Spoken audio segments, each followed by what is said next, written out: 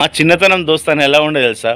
ఒక్కరిని ఎవరైనా ఏమన్నా అన్నారనుకో 10 మంది పోయి వాడు మాటలంటే వాడిని కొట్టి చీల్చి చెండాలేవాళ్ళం.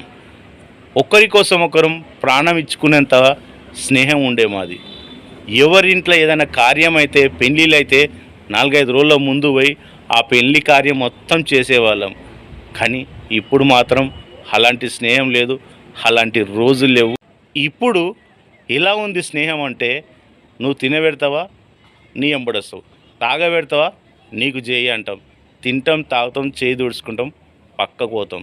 ఏమరా అట్లా పోతున్నావు అంటే, ఇప్పుడే కాక టాయిలెట్ పోసి వస్తా అని ఒకడు వెళ్ళిపోతాడు. ఇంకొకడు ఏమరా అట్లా పోతున్నావు అంటే, ఒక దమ్ము తాగేసా కాక అని వెళ్ళిపోతారు. ఇప్పుడు స్నేహం చేయాలంటే మన భార్యతో, మన పిల్లలతో, మన తల్లిదండ్రులతో స్నేహం చేయండి బస్. అప్పటి రోజులు లేవండి. నేను చెప్పింది నిజమైతే కామెంట్ బాక్స్లో రైట్ అని పెట్టండి, లేక రాంగ్ అంటే రాంగ్ అని పెట్టండి. Thank you so much. చీకటి అయిపోతుంది.